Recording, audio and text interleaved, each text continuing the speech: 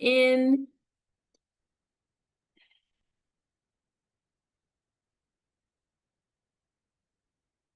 So hello everybody and welcome to our Drinking Water Wise webinar series. Today's topic is Cisterns 101 and I'm your host Natasha Matthew from Quinte Conservation.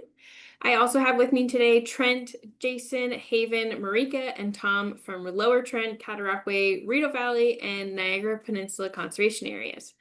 They'll be helping out today with moderating the chat, answering questions, and providing any technical support if needed. So before we begin today, we're going to mention a few housekeeping items with Zoom. This webinar will be recorded and available on YouTube shortly after the presentation within the next day or two. We will ask all participants to stay muted with your cameras off for the duration of the webinar. If you do have any questions or wish to participate, please use the Q&A function and one of our panelists will address your questions. Other than that, if you are experiencing any technical difficulties, you can contact my colleague Marika Livingston at marika.livingston@mrsourcewater.ca. I believe that will be put in the chat.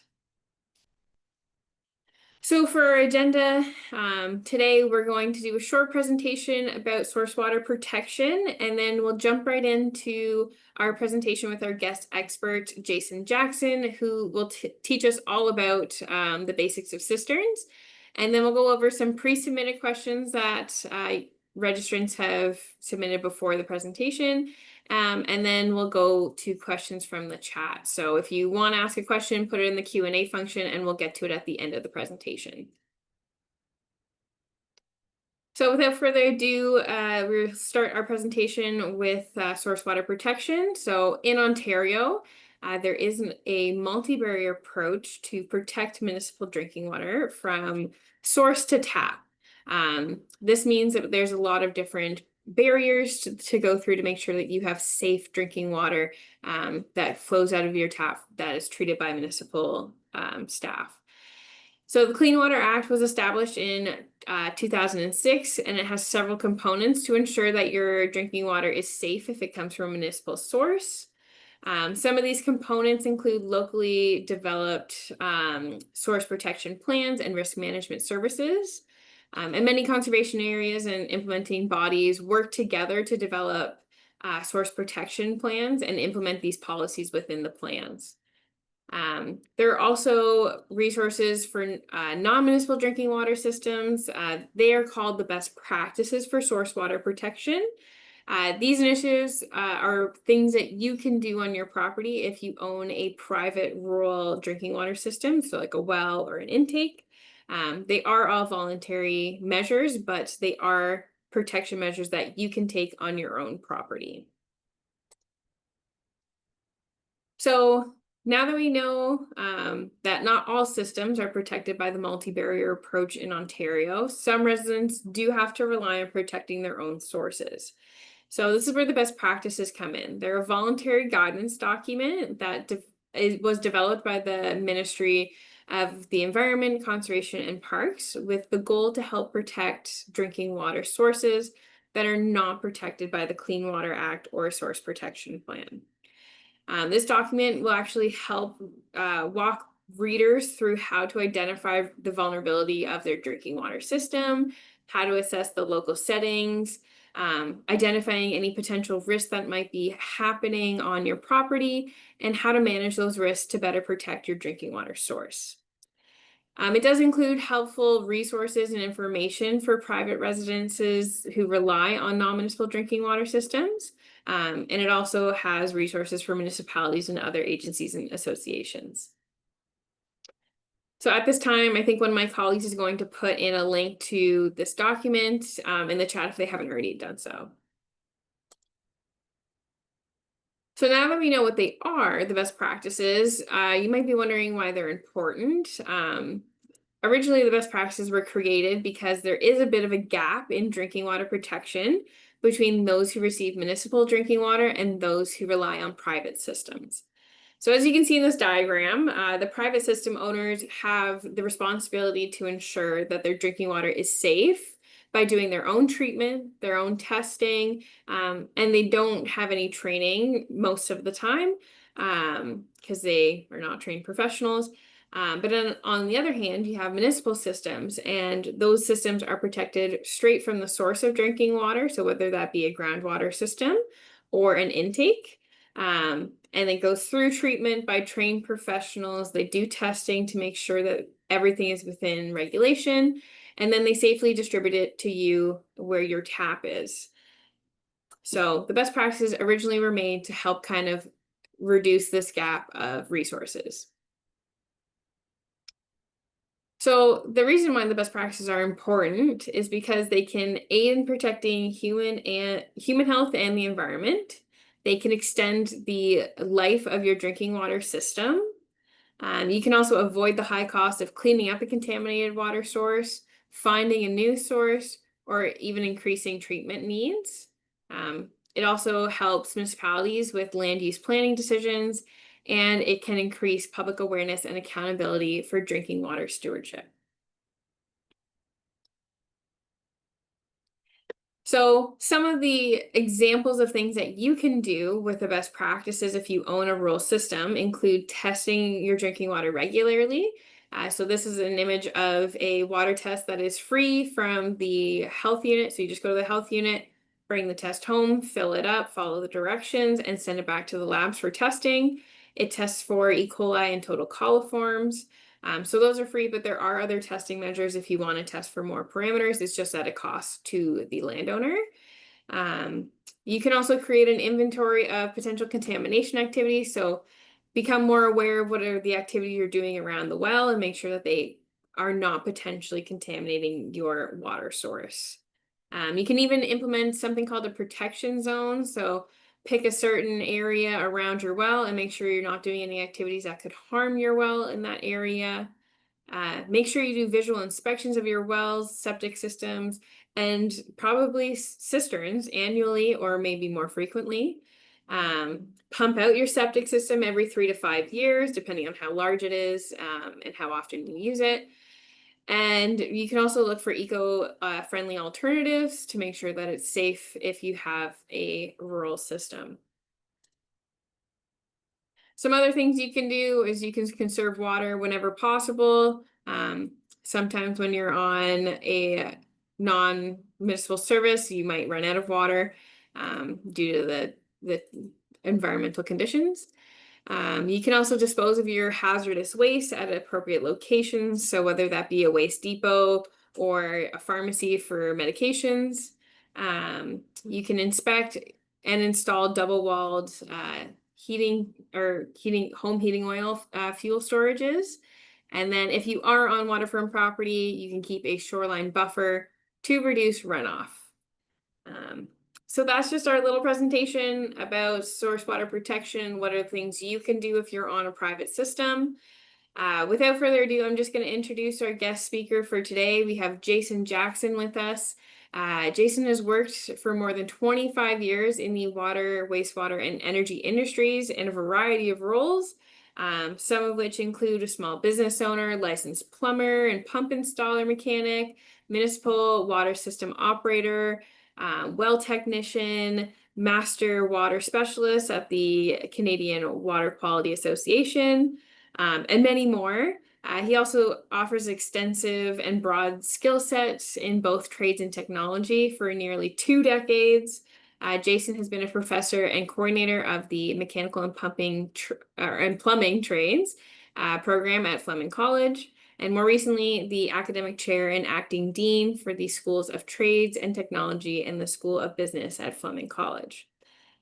Jason has provided curriculum development and delivery both in class and online to a variety of stakeholders and students and governments and businesses across North America on several different topics.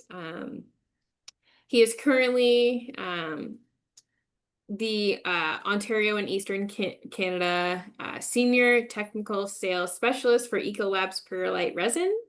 And he is very active in the industry and government as a past president of the Canadian Water Quality Association, education consultant and chair for the Canadian hydronics council, and he brings an extensive knowledge working in the industry and networking related to both water, provincially and federally. So without further ado, we're going to welcome Jason Jackson, and I'll stop sharing my screen and he will start his presentation. Hey everyone, thanks for having me on for the presentation here. I'm just going to get my slideshow up for you to see, and we'll get it in presentation mode and we'll be good. So thanks again to the conservation group here and Natasha and your team for welcoming in for the presentation on cisterns and storage tanks. As I mentioned about the multi-barrier approach and the development of protecting groundwater sources here in Ontario, and for that matter, Canada, storage tanks become part of it because they could be connected to well systems, they could be connected to your home and plumbing systems, and we want to ensure that they're done and maintained correctly, not only for your use, but anytime you may sell the home and have it for future use. So water storage tanks, again, become an important part of what we have for a system that provides you with clean drinking water. I'll come back to a number of different questions as we go through the presentation. If you at any moment in time have a direct question, send it through to the team. They'll see it or I'll see it in the chat, and I'll try and work in with that question at the same time. So a water storage tank or a cistern, there's a couple of different ways to think about how they are implemented in our homes. If you had an old farmhouse that was from many years ago, you would have had a concrete storage tank in the basement. Rainwater would be coming off the roof lines into the storage tank, and then that would be used for the daily use within the home or the property. A lot of things have changed, though, in design and construction of water storage tanks over the last number of years, which allows them to be more secure, provide a better quality of water, and then make it so that the quality of water in the storage tank is of good quality and bacteria microbiologically safe for a long period of time. We have to realize too that a storage tank that's improperly constructed isn't properly regulated or inspected, and at any other time just not maintained can cause some serious health risks. Now, if you look in the news recently right now, they're talking about Legionella and Legionnaire's disease outbreaks in different parts of Canada. And that can actually be something that can be stored within a improperly stored water storage tank.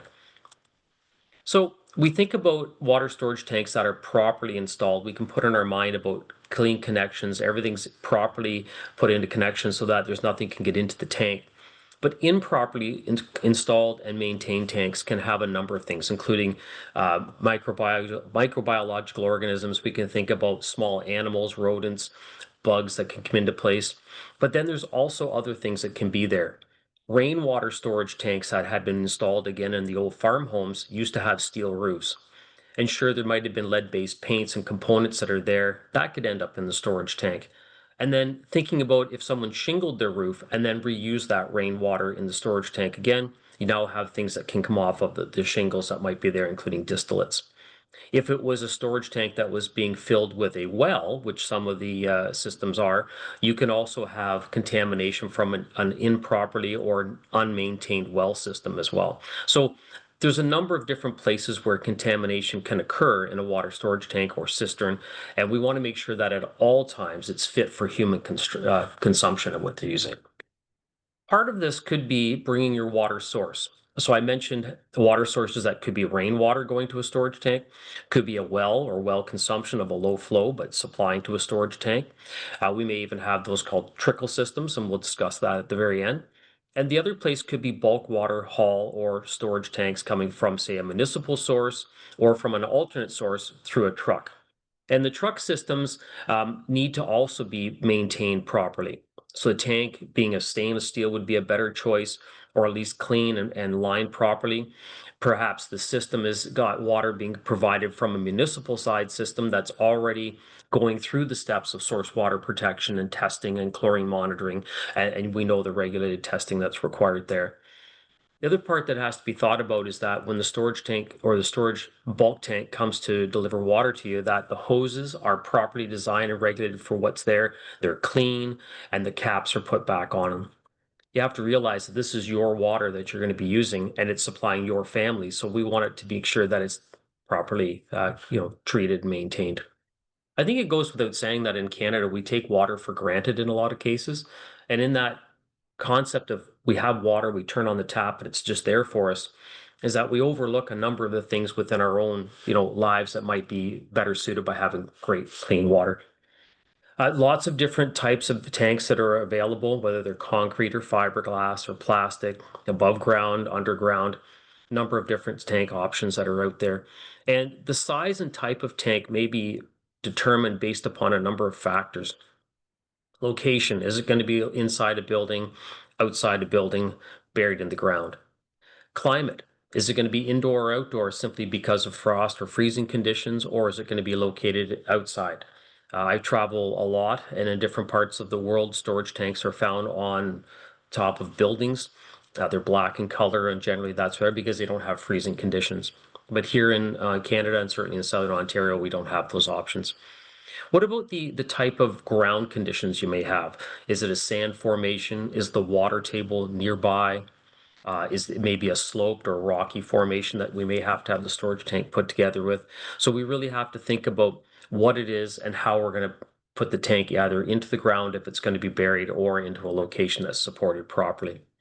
We also have to think about local codes. And under local codes, we talk about the various documents that are out there, including source protection, but also the building code, the plumbing code, regulation 903 for groundwater wells, and what are the requirements for setbacks. Part 8 of the building code is on septic systems. And we have to think about all of those to ensure that we are compliant, to ensure the storage tank and then anything it interacts with are protected from any potential contamination. And then there's other requirements. So these other requirements might be municipal bylaws and or conditions where we have setbacks from property lines or places where we might have encroachments. So we have to think about all of these components before we can actually think about the storage tank that might be selected.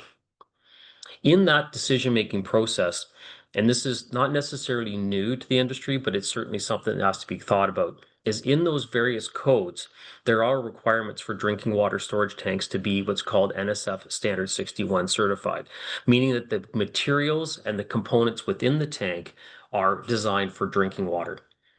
It'd be nice to have water that when you put this water into a storage tank, something doesn't leach out of the concrete or out of the fittings that are there and have another contaminant that you may not know about. So in the plumbing code, in various sectors, including water storage tanks, this regulation or this standard comes in to have that development of clean drinking water and all the components that are interacting with the tank. Again, including pumps, fittings, liners, whatever might be involved there. In the end, remember, it's all about protecting your health and then also the environment in the conditions that are required for each one of these. So above ground storage tanks, and some of the photos I've included in the presentation are actual jobs that I've either done myself through our company, I've seen in the industry, and then some are good and some not so good. Above ground storage tanks, depending on where they are, they may need to be dark in color or they may have to be just clear. And you can see in the picture here, this is a storage tank system with a pumping system for a building that's located inside. And when we do this, we have to think that the tank has to be placed on a really well built foundation. So in this case, we have the concrete that's underneath the tanks, and the concrete from the tanks has to support the load of the weight of the water when the tanks are full. If you start doing a little bit of math about how much water weighs within a tank, you can have thousands of pounds of weight in a small footprint. So we want to make sure that the foundation is good there as well. And then in that design installation, whether it's in a below ground or above ground tank, we always want to follow what's called the manufacturer's instructions or recommendations. They'll have very specific parameters that they want the tanks installed or how they want them installed to ensure that we don't have any compromises in structural integrity and or contamination factors that could be part of the tank. So there's plastic above ground, as I just mentioned before. Then we can also have fiberglass tanks. Now, again, all of these tanks, no matter what they're used for drinking water, should have these standards that go along with them. And most manufacturers in their recommendations will provide the standards that they meet or exceed, and then the requirements for that, including the fiberglass or plastic reinforced tanks as well. These become fairly convenient to install because they're fairly lightweight. They're structural to handle being buried in the ground, and they can come in components or pieces that we can put together so that they can be transported and have big volume tanks, but a small footprint for travel or transport. So fiberglass storage tanks, generally constructed to spec or requirement for the tank that's there. They'll have the connections for the tanks. You can see on the picture here some of the connections. They'll be put in place, uh, prefabricated, so that the connections are properly designed and sealed and into place where they have to be. Again, depending on how they're put in, they could also have these structural ribs to provide structural component for weight bearing loads and loads that are there. Plastic water storage tanks, and you're probably familiar with the number of these. As I mentioned, if it's a plastic storage tank that's included for drinking water that's installed outside, generally they have to be dark in color with green or black or even an opaque color. And part of that's to prevent algae growth that might be within the tanks. If we allow sunlight to shine on water or it heats up, micro organisms can grow, and then also we can have algae growth within those places. And you'll see commonly a number of people purchasing the smaller totes that they can use for transporting water. So I'm placing that in water storage tanks, not just as a cistern, as it might be put in the ground or fixed, but also the portable ones that might be bringing water from a municipal source that you're getting from a water plant or distribution center, and then taking and putting it into your own cistern or storage tank. So you have to consider all of those points of contact coming through. So the totes that you might see, for instance, on the right here, this tote, you want to make sure that it's designed for drinking water. It hasn't had any other contaminants in it, and that, it's secure for you to bring to your home back and forth. Okay. Concrete storage tanks. Concrete storage tanks by far have been the most common storage tank over the number of years that I've been putting in storage tanks or cisterns. Concrete storage tanks have changed though in the last few years, and you can see in the pictures sort of the access component for this. We want to make sure that the lids, the constructions, any of the seams that might be as part of the tank, that they are watertight or sealed. Concrete is porous and it will allow water to migrate through the concrete in and out.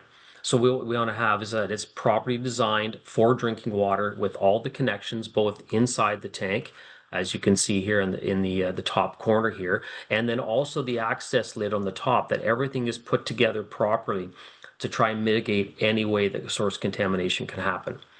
Generally, concrete tanks are a bit of a preferred because they also have this ability to have structural loads. So depending on how many feet or meters they're buried in the ground, they can be located in places where there may be some traffic. Not real heavy traffic, but some traffic that may be in place.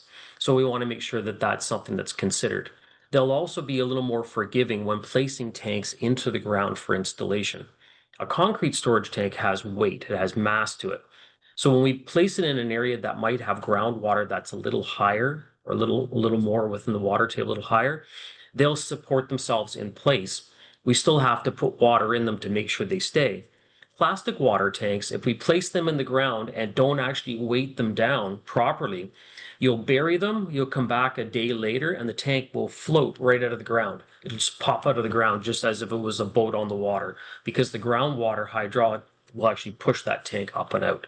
So we want to make sure that if we're picking the tank, plastic, fiberglass, or concrete, manufacturer's recommendations followed, and it's applied to the right application for what you might need.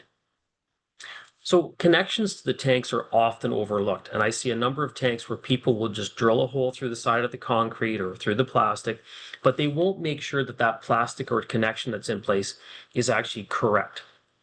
So making sure that any sealants that are used on this are NSF 61 certified for drinking water. And if you look here at the top of this tank, you can see this green mastic, it's called, or green sealant. For water storage tanks, this mastic or sealant must be green and NSF certified. For septic tanks, this mastic will be black and it's not certified. It's petroleum based, so it's not certified for drinking water. And this is often a mistake that's made by a number of contractors or unwillingly known by homeowners who may decide to try and install a tank by themselves. Please contact your local person that you're using, whether it's the manufacturer of the tank, and describe to them what the end use will be. Okay, so the sealant's important. The other sealants you might have is you have a thing called a bulkhead fitting, which is in the blue on the blue tank, or this other one that's called the link seal. And it may have a hole in the concrete tank, a cord hole, and the link seal will push out against both the side of the concrete and the pipe to form a watertight connection, depending on the size. Either way, we want to make sure that any connections to the tank have no leaks and are constructed to maintain both the weight of the piping system that might be included and or the hydraulic load that might be presented on the tank as well. Tank connections are also often overlooked because people think, well, if it's leaking a little bit, that's fine. But that's also costing you money because water will also leak out. So you might fill your tank and the water will drain away on you without having full use of what you've purchased. Coatings inside tanks. So today, concrete storage tanks, certainly used in the municipal side and or for residential consumption, need to have a coating put in them. And the coating or liner is there to help prevent anything from leachating out of the concrete or away from plastics if there's some concerns. But those liners and or coatings need to also have the same certification, be applied to the side walls of the tank or the surfaces where water will be in contact correctly, cured properly, and then put back into service as required. Some installations, as the bottom line says, have mandatory requirements where you must use coating. So engineering becomes involved and the manufacturer's tank specifications. At any point in time, talking with your local health unit and or with the Ministry Environment, Climate Change, Parks, to talk to any of these people. These would be ones that can be resources to help you make that decision.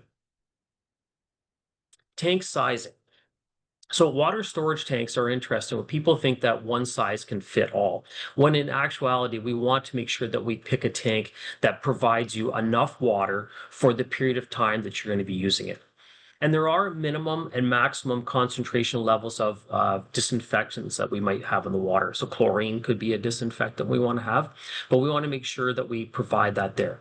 We have minimum requirements that we think are good. Now, in the municipal sector, there are very specific testing requirements and chlorine residuals that are mandated under specific regulations.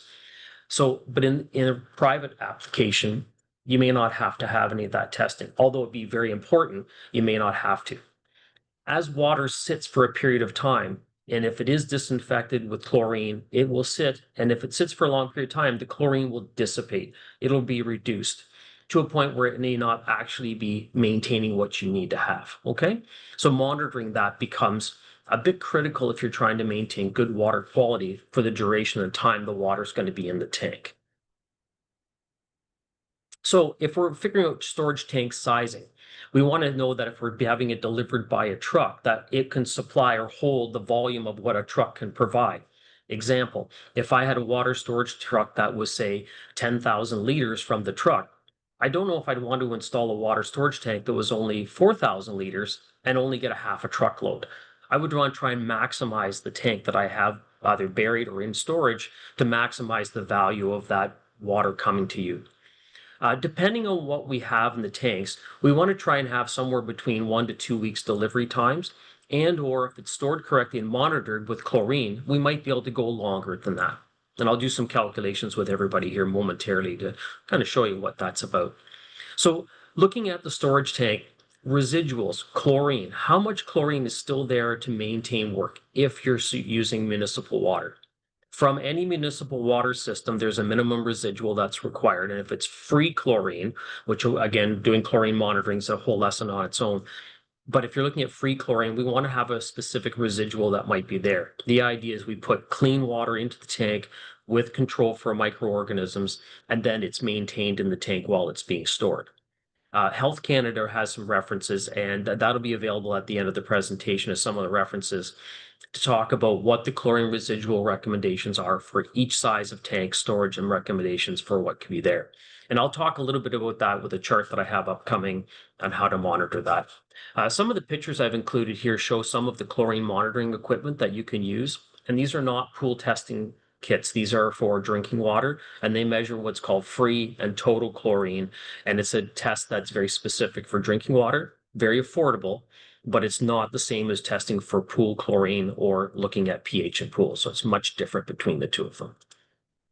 Water storage tanks, specifically if the water is stored for a longer period of time, or maybe going to be stagnant or not used for a period of time, you may want to consider an additional disinfection treatment system after that's put into place. So in this picture here, we show a UV light filter and UV light system that's in place. This is at a day camp for children where they have drinking water that's now being treated from a storage tank, and then additional disinfections provided just to ensure. That's called point of entry, and then that's presented to wherever the faucets and taps might be within the building. It's important to understand all of this because in the end, it's your health that's going to be of a concern. So we want to make sure that you pick that. Now, understanding that concept or how you're going to put in the treatment system, I would always contact a local water treatment specialist, and anyone who's from the Canadian Water Quality Association or members of the Canadian Water Quality Association will be recognized as experts within this field. And the contact for that can be provided later on. So water storage tanks, if we're looking at the size for buildings, sometimes we put storage tanks on ships and components for there. We really have to determine what the proper size is going to be. And so how we kind of figure that is we think about, well, what's our expected water use going to be for the period of time that we've got? And then how many occupants might be using that water as we go through? And in Canada, the average Canadian water consumption per person is sort of what we would use for that space. Now, unfortunately, we're not number one. We're the number one water consumer of domestic water in the world now. We use more water per capita than any other country. And I guess that proves the point. We take it for granted a little bit. So I'm going to use gallons, and because it's a very common usage number that we have for people we're doing the instrumentation stuff.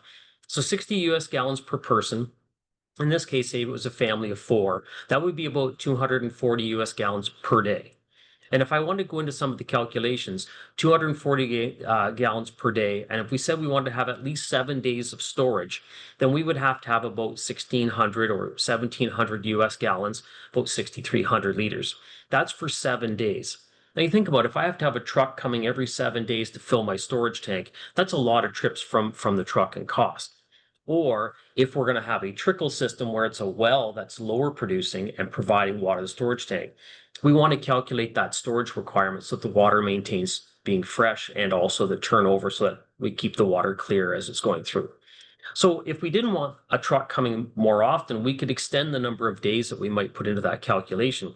And in the bottom one, we look at it, a 21-day cycle, and think that it's about a 5,000 US gallon tank and about 19,000 liters, nearly 20,000 liters. That's a very common size storage tank when we're burying concrete tanks, 3,500 to 5,000, very common storage tanks. We want to try and maximize the amount of water we can use in the footprint and region that we're going to have it in. If I was doing a trickle system, which was one of the questions, and we'll come back to that later on, where we have a well that's providing water to the storage tank, we would want to reduce the size of the storage tank because we have a continuous water supply coming in all the time, but we want to think about what we could use in a period of time.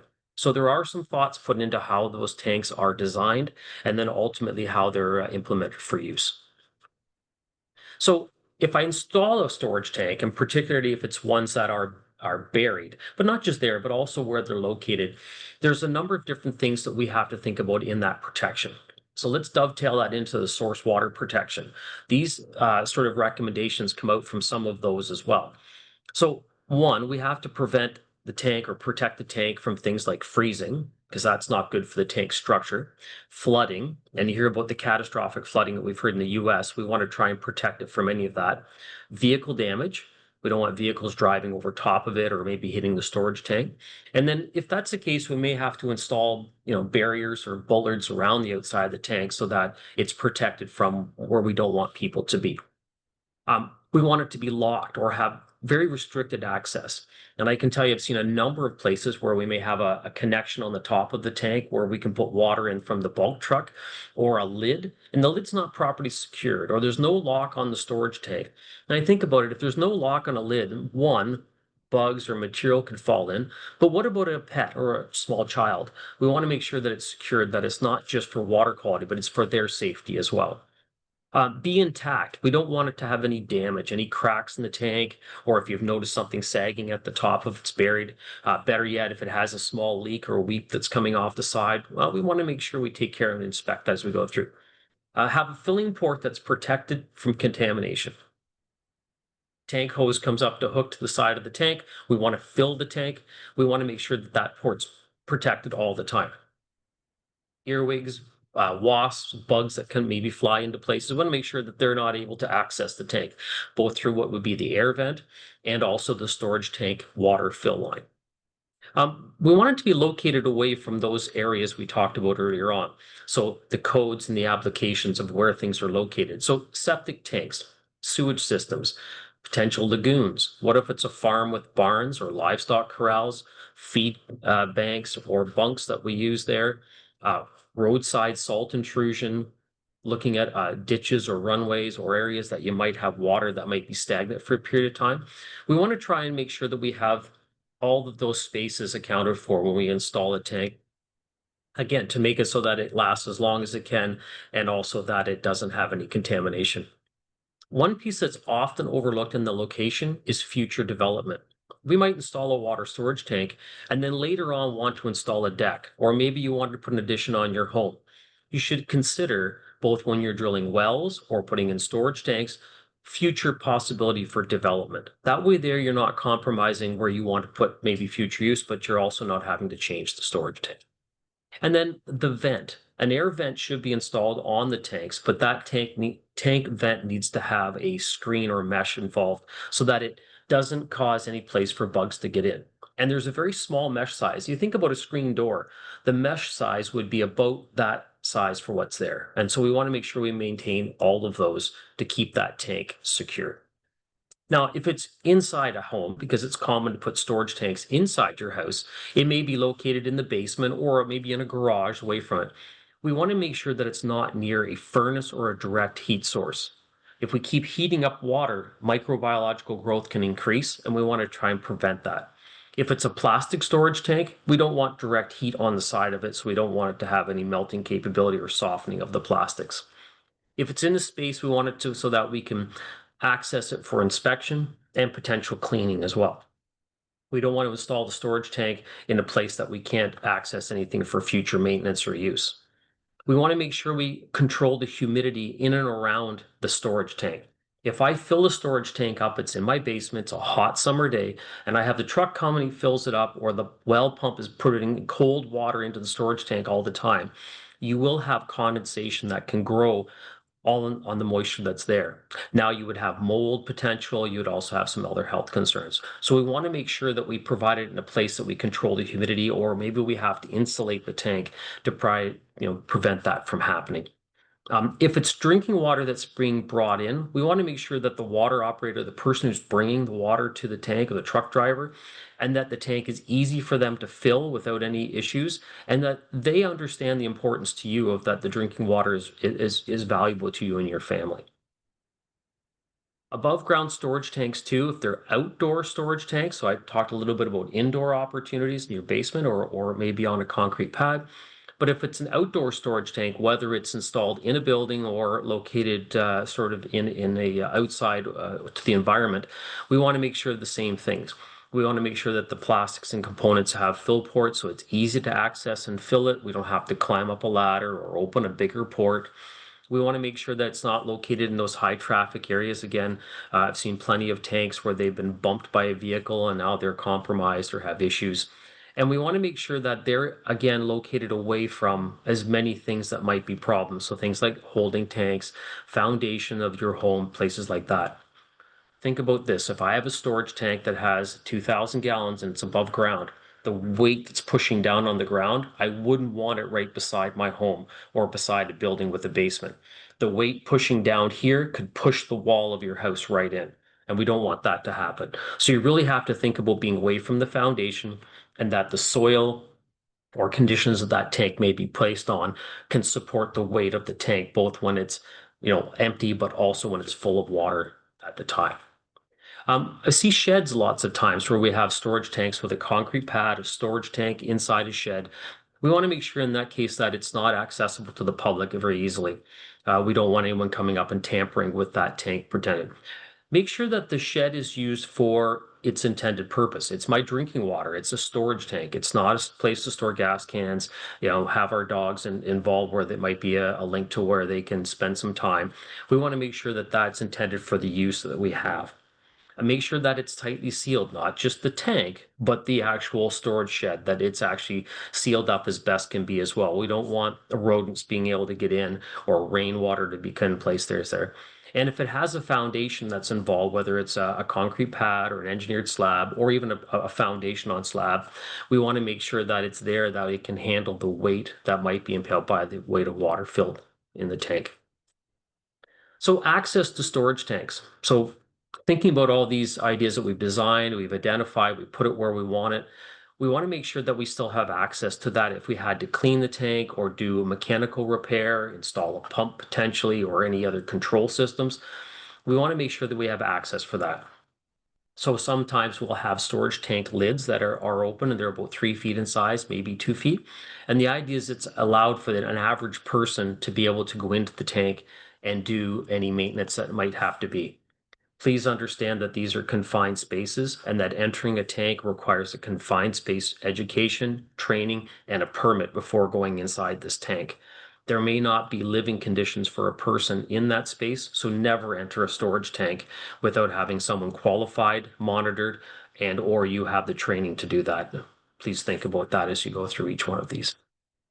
If it's a buried storage tank as well, we have the access lids that you might see. And in this picture, we see the access lids here on the top, that if they're where they are, that everything is graded away from it. So we don't want to have any ponding or rainwater or snow load that might build up. And you can see here the water is graded away so that nothing will pool in around the tank.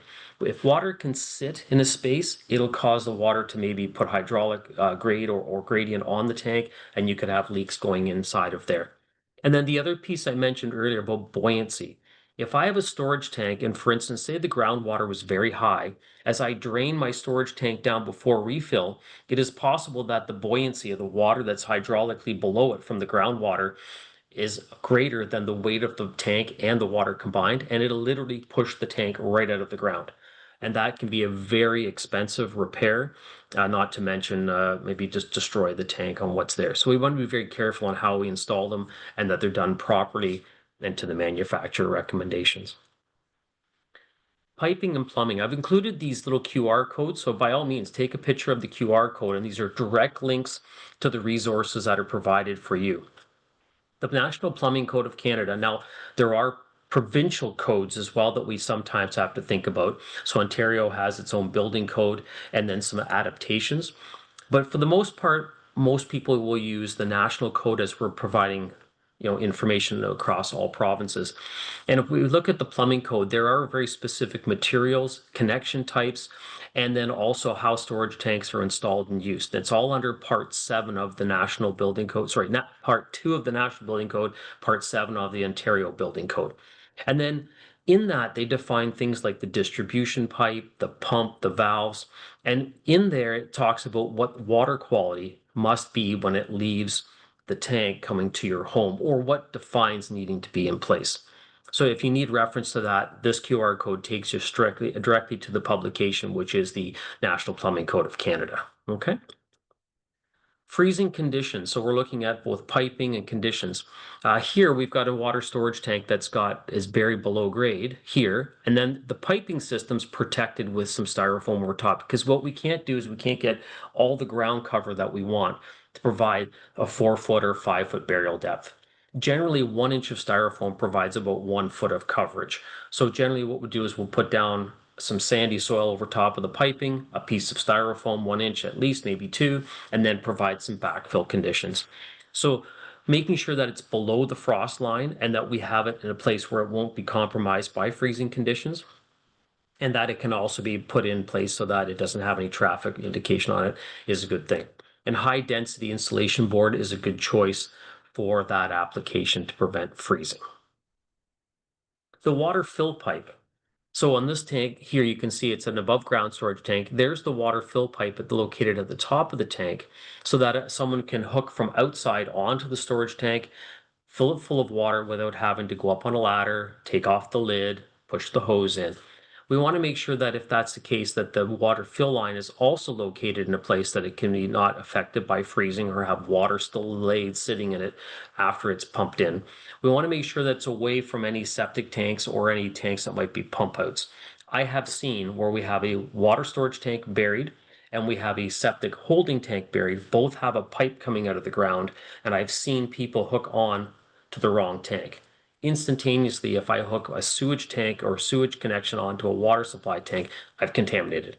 And so we want to make sure that we identify them, we keep them away from these types of tanks so that there's no mistake made by anyone in those cases.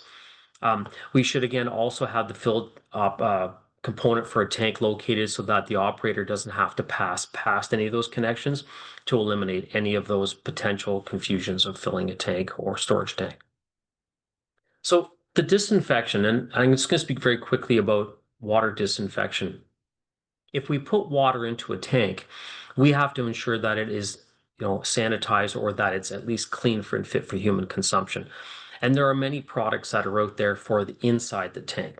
Surely there's lots of water treatment things like ultraviolet lights or UV disinfection, peroxide, chlorine. These are all options for disinfection. But chlorine is one of the ones that the chemicals that we use that has been basically registered, recognized, and is for use for drinking water. Now, there's some debate about this, and you think about chlorine. Do you want the long-term effects of chlorine or the short-term effects of things like dysentery and cholera? And adding chlorine to drinking water has been one of the greatest, advancements in drinking water quality for humans. It's really made it so that we have a much safer source. And so we want to monitor it so that we have enough to do the work we need it to do by maintaining good quality water, but not too much that it causes or imposes other concerns that we have. So if we look at chlorine, we have some concentrations that we might think of, and this is again available for you to use if you wanted to. If we have a chlorine concentration, then we can say the size of the tank, we look at the concentration we may want, and this is what we would have to add in volume. Now, if you look on the Public Health Ontario website, they actually have a great little calculator as well that can be used, or a chart like this can be used for reference. So we have some questions that came out originally that was provided by the team. And Natasha, we're okay for time? Everything's all right? Yep, we're good to go. Okay, so we had some questions that came out, and please, by any means, if you have a question, place it into the chat area or send it over to the team, and they'll push it up on screen for me to see, and I can work from there. So we had some questions about what's the difference between a water storage tank, which would be a water tower, so an elevated storage tank, and a cistern. Well, water storage tanks, if we think about it, are much different. Cisterns generally store water at a lower location and have no impact on the pressure provided in the system. Water towers are actually used to help maintain both storage of water for high peak demand in a municipality, but also there to help maintain water pressure evenly across all zones that could be in a community. So a cistern has very little impact on pressure from that, but a water tower does. And there's some physics behind how water towers are determined. So if I have a water column that's basically, let's get some numbers in here, 2.31 feet high or 28 inches high, it will impose a pressure at its base. Now, if you've been swimming and you've, gone down deep into the water, you notice your ears will pop. And that's the pressure, the weight of water that's pushing down on you as you continue to go down in the water. Well, it's no different. If I take water and lift it up, the mass of water will impose a pressure at the bottom of that column. And if I have, for the knowing of this, 2.3-foot water column or 20-inch water column, it imposes 1 psi located at the bottom. So if I wanted to have a water pressure in a community of 50 psi, I could construct a tank, and you could do the math, 2.31 times atmospheric pressure, 115-foot elevated water storage tank, and it would give me 50 psi pressure consistently within my system. And that helps the system maintain an even pressure for everyone across all lines. It's the same reason you might see old water towers at manufacturing facilities. It helps impose and maintain a pressure. Whereas a cistern doesn't necessarily do that. A cistern is just there for storage, and then we take the water with either a pump or supply system and repressurize it back into your home. Okay? So there are a difference between the two of those. Some of the other questions we had is how do we find a way to measure this? So the question, as I read it out, I have a well that fills a cistern. So we call this a trickle system. So we have a well that may not provide enough volume to the home or specific yield to the home for continuous use. So we take the water from the well very slowly and push it into a storage tank. And then from the storage tank, it has volume and then it goes into your home. So the question was, I have a well that fills a cistern, but I have no idea how much water is in my storage tank at all times. And is there any way that I can figure that out? So online, there's a number of great little devices that can be used. There are other pressure indicators that you can use. And that same concept I just mentioned about the water tower, the indicator, the little indicator, much like the one here at the top. Let me just switch to my laser pointer for a second. So this little gauge here at the top and the sensor, this goes in the bottom of the tank, and the weight of water pushing on it would impose a pressure on number on this gauge, and you could figure out how many feet or inches of water you may have in the tank. Okay, so that's one option that could be there. The other one that I found was it's one that's actually Bluetooth enabled, and it runs based upon a little sensor, and it has a way of taking and measuring the water distance that's in the tank and sending it real time to your phone. Or if you had an RV, you may have seen in an RV they have four lights that might be on an indicator. And each one of those lights is connected to a sensor, and that sensor is indicated at the tank. So you could have quarter full, half full, three-quarter, and full. And each of those lights would light up. And if the top one's lit up or all four are lit up, tank's full. And as each light goes out, it indicates whether it's full, three-quarter, half, wherever that could be. Very simple to find online. If you look under water storage tank or level indicators, you'll find those resources for what's there. Okay. There's that same basic principle, and you could figure out the number of feet of water that you may have in the tank. If a water storage tank is not in use for prolonged periods of time, is there a cleaning regimen that should be followed? And how does one clean a cistern? Well, first off, a cistern is a confined space, so don't enter the tank unless you're qualified, have the training, and also the approval to do that. If water is stored in a storage tank for a long period of time, and we know there aren't any solids or anything that's built up in the tank, then you can probably just recirculate some of the water that's there. You can simply have the water do a thing called a turnover.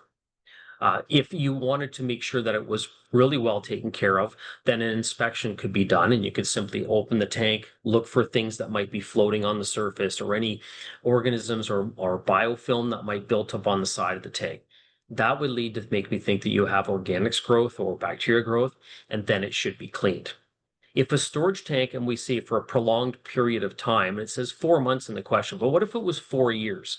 Then you may want to consider having someone clean the tank. And to clean the tank, you may have to take and actually go inside the tank and actually remove the debris, repair any cracks or look for any seepages, things because you're there, pressure wash or clean off any biofilm, and then repair any damage there. The QR code here gives you a direct link to a guidance document that is for cleaning storage tanks. So feel free to take a picture of it and use it for where you might need it. Storage tanks or a cistern that are in regular use should be cleaned or at least inspected every 2 years. And this would mean having someone come in, do a visual inspection, and maintain it. You can also pump all the water out and have, instead of it coming from a well, fill it with municipal water that has a chlorine level to it, and that'll help flush out some of the material that goes there too. So there's a number of different things you can do, but refer to the guidance document that's in the QR code. It'll be a resource for you to figure that out. So other questions that came through is how common are cisterns? They're common, and there's some places to find information. Are there any statistics on how many cisterns are used by municipalities? So let's define what a cistern is for a municipality. Is this a cistern that would be for each individual home supplying water, or is it part of the main storage facility or storage system in the distribution? There's different ways to think about it. If it's the municipal system, you can have water towers, standpipes, and reservoirs that could all be considered water storage tanks in their different application. We do have remote communities that do not have access to good drinking water and do not have access to treatment facilities, and they have storage tanks installed at each and every single home. And a water truck supplies water to them whenever required at each place. So there are lots of them out there, but it's specific to location and application. And so what I found was, again, this QR code might find some information is, and this is one fact sheet I found. This one says from 2015, but there are some other more updated ones located on the same site. And it's from Stats Canada, and it talks about water use in Canada. And it goes through a whole number of different components, including water storage tanks and cisterns. And they seem to think about 20% of homes have a cistern or a storage tank that might be in place. That's a Canadian statistic, and regionally that will be different for each area that you live in. What steps do you think to convert an ex decommissioned or on-site septic system into a gray water cistern, understanding the need to sanitize or think about potential use? I'm very cautious with an answer on this one because the intended first use for the system was for sewage and septic. And then to transfer it over to gray water might impose some other things that have to be considered. So in Ontario, under Part 8 of the Ontario Building Code, it does talk about what's called Class 2 gray water systems. And it actually goes through very detailed what a gray water system can be, what constitutes being a gray water system, and then how it can be used. I think it's something you really have to refer to. If you were converting a system over with gray water and it was a septic system that was decommissioned because it was either contaminated, improper use, or whether it was too close to something like a well, and you put it back into service, unknowingly you could start contaminating groundwater and have issues because it was originally taken out of service because of a very good reason. And there's that source water protection mandate that comes back in place. And gray water, if you go back into that more detailed definition part of it under Part 7, would also be Part 3 in the building code for nationally. It does again define that it's things like dishwashers and washing machines, and then sinks and showers. It's not anything that has solids or waste in it from humans. Um, I would always go back and contact your local public health unit and the conservation authority locally to provide some guidance on what might be a good choice for that. So another question we had was, we have a traditional well about 25 foot deep, very salty. And we have a new well that's less and has a little bit of salty. Can anything be done with rainwater to make these less salty? Sure, you can combine water sources and try and find a mix of water, but because rainwater is very, intermittent, we have rain and then it doesn't rain for a while, it's very difficult to maintain what that could be. Now, blending water from different sources, sure, it's a solution. But there's also some components within regulation that says that if you have a well that's mineralized, and a mineralized well is again defined under Reg 903, that has a very specific salt or chloride content, that they're meant to be decommissioned. They're not even allowed to be used. So if you have a well that's very high in salt or chloride content, you need to really think about what that is and whether that well can be used and continued use for service. So go back to the wells record database, talk to your person who constructed the well, contractor that's there, and make sure that you have a good understanding of what that well water is being used for and whether it can be maintained for future use. So I've included this here in Regulation 903. It's under the component called abandonment. So when we have a well that produces mineralized water, it says the well owner shall, it's not should or may, it says shall immediately abandon the well. It means it has to be removed. So it's there to protect the public resource. So if I have a well that's salty and it could impact other aquifers, we could contaminate a much bigger, broader pace. So we want to make sure we maintain that clearly and safely. Again, refer to your well contractor and also look back at what the regulation might say for proper use. Okay, there's the QR code for the regulation for Reg 903. It's the direct guidance document and best practices. So I'll leave that up for a second so you can get a picture of it. Okay. Okay. How do I locate an old cistern or disable an old cistern?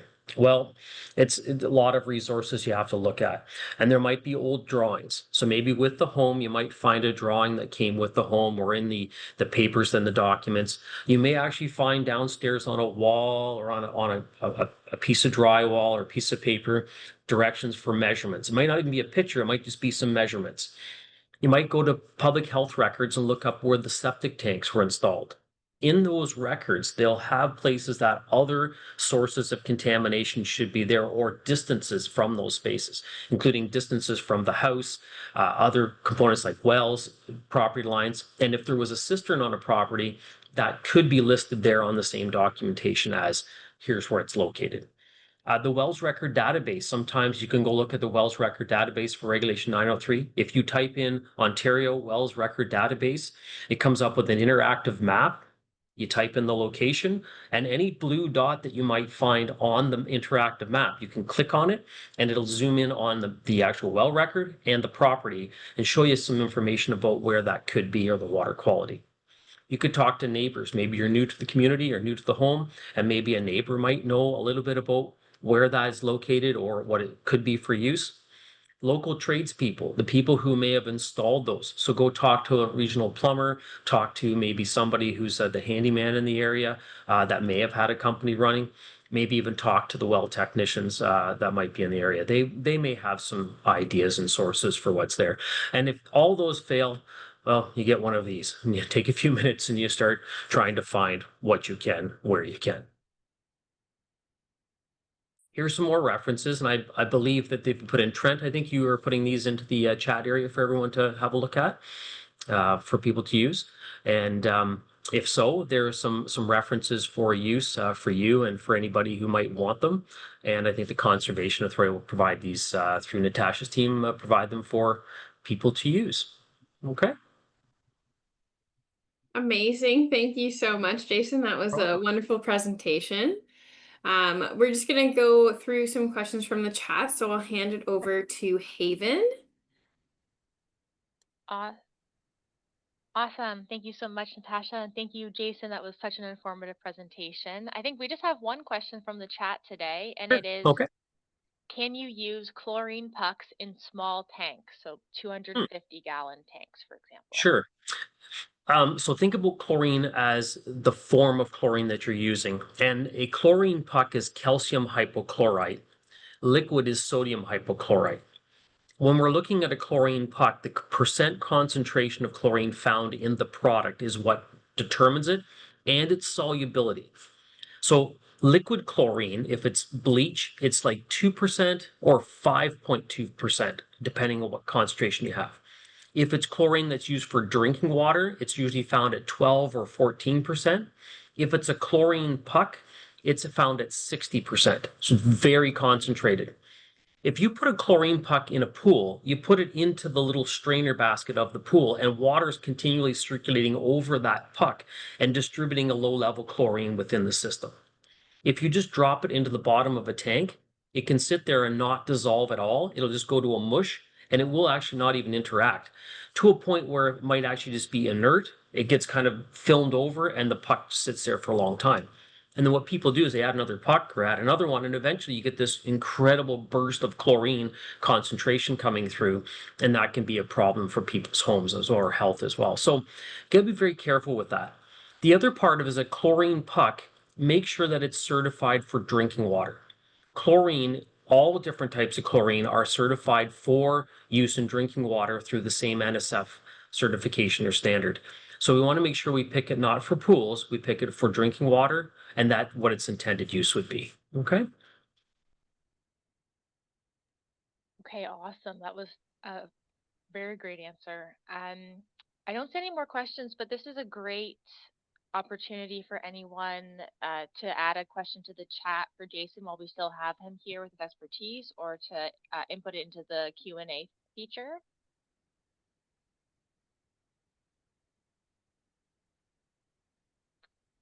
Okay, seems as though that might be it for questions today.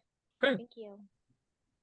Well, many thanks to the team for allowing me to speak to everyone today on the topic. And I'm sure if you do have questions that they can be sent to the team, to Natasha and her group to find out more information. And as always, we can connect with through LinkedIn or through them. And I'm always a resource for whoever needs it. So thanks to everybody. Well, thank you, Jason. Just before we head out, we're going to ask our participants a few questions. Marika is going to be launching the polls. These questions are just to help us make these webinars better each and every time that we do them. So we really appreciate it if you could fill out these poll questions. We'll give you a few minutes to do so. And I do see the chat going off saying thank you very much. Yeah.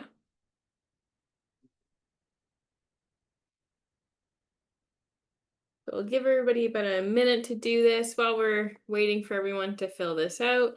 I will just show you our next webinar is going to be on septic systems. It is our second part of septic systems. We've already done one on septic systems previously. So this is Septic Systems 102, Inspections and Tertiary Systems. We are taking a bit of a break in August, so we'll see you back in September at 12 o'clock. The registration is open now. So if you want to register early, you're more than welcome to. But we will have our next webinar on September 7th or 17th. And if you have missed a webinar or you want to look at the first Septic System 101 webinar, we do have several recordings available on the Quinte Conservation YouTube channel. It's also on the registration page as well. You can click on previous webinars and hit watch webinar. And then if you have any other questions specific to your area, you can contact one of our host or panelists. So Jason and Haven are from Cataraqui. Myself, I'm from Quinte Conservation. Trent Boss is from Lower Trent. Marika is from Mississippi Rideau Valley Conservation. And Thomas is from Niagara Peninsula Conservation. So if you have any questions regarding your specific area, if you're in one of ours, let us know. If you're not in one of ours, we can also help you out and get you connected to the right people. And that's the end of our presentation. So I'd like to thank everyone once again. Thank you to Jason Jackson for being a wonderful presenter and teaching us all about cisterns, everything that we needed to know. And until next time, be water wise. Have a great day.